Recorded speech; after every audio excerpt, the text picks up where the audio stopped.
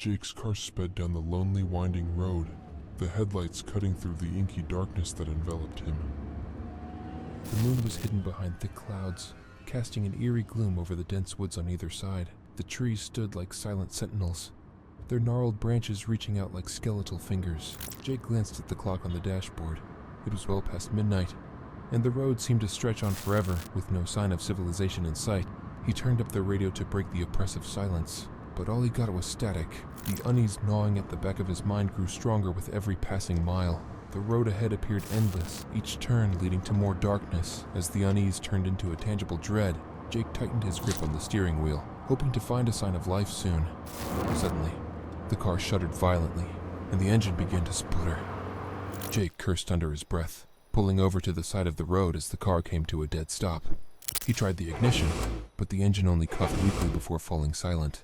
The oppressive darkness closed in around him, and the only sound was the distant rustling of leaves in the wind. Jake stepped out of the car, the cold night air biting at his skin. He popped the hood and peered inside, but the engine looked fine, at least as far as he could tell. He wasn't much of a mechanic. Sighing, he pulled out his phone, only to find that there was no signal. The night seemed to grow darker, the woods denser, as if the world itself was closing in on him.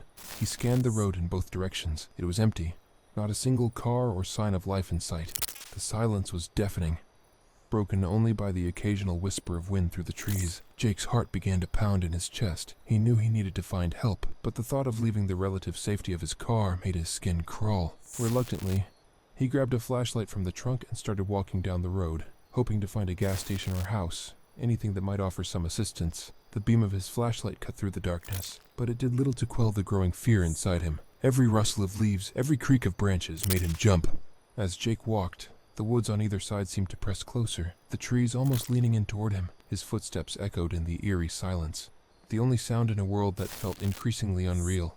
And then, he heard something else, a faint scraping sound, like bones dragging across the ground. He froze, shining the flashlight into the woods. The beam caught something, a flash of movement, a figure darting between the trees. Jake's breath caught in his throat as he tried to focus on what he'd seen, but it was gone. The woods were silent once more, but now he was certain he wasn't alone. The air grew colder, and he could feel eyes on him, watching from the darkness. He quickened his pace, his heart pounding in his ears. The scraping sound returned, louder this time, closer.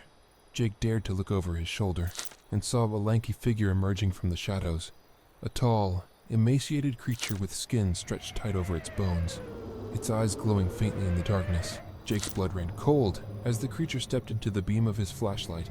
Paralyzed with fear, Jake could only stare as the creature slowly advanced, its movements unnaturally fluid and silent. The scraping sound came from its claws dragging across the asphalt as it moved closer. With a sudden burst of adrenaline, he turned and sprinted back toward his car, his flashlight beam bouncing wildly as he ran. But the creature was fast, far faster than any human. Jake could hear its bones creaking and snapping as it closed the distance between them.